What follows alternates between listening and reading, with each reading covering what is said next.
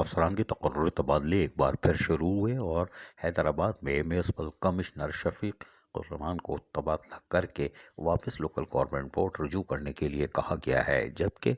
وہاں پہلے سے کام کرنے والے کانٹریکٹ مینجمنٹ کی حیثیت سے محمد علی شیخ، جو کہ سابق میونسپل کمشنر کی حیثیت سے بھی فرائض انجام دے چکے ہیں، ان کو فی الحال ایک بار پھر میونسپل کمشنر کا بھی چارج سنبھالنے کی اجازت دے دی گئی ہے۔ وہ بحیثیت میونسپل کمشنر بھی فرائض انجام دیں گے، لیکن کنڈیشنلی ہے، یعنی کہ ان کو کہا گیا ہے کہ جب تک کوئی ریگولر میونسپل کمشنر نہیں آتا آپ فرائض انجام دیتے رہیں، کوئی بات نہیں۔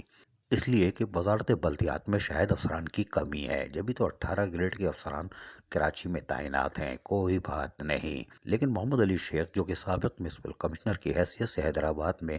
محرم الحرام میں بھی احسن طریقے سے فرائض انجام دے چکے ہیں، وہیں سکھر میونسپل کارپوریشن میں بھی اپنی خدمات پیش کر چکے ہیں، اب ایک بار پھر حیدرآباد میں میونسپل کمشنر کی حیثیت سے بھی فرائض انجام دیں گے، اور ہمیں پوری امید ہے کہ یہ ایک بار پھر اپنے تجربے کی بنیاد پر کامیابی حاصل کریں گے، اور دیکھتے ہیں کہ ریگولر میونسپل کمشنر کی ضرورت پیش آتی ہے کہ نہیں۔ عزیز عارف، KBS بلدیاتی نیوز۔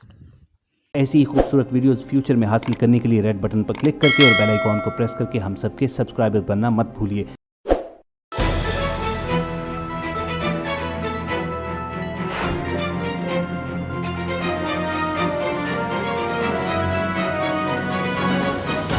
KBS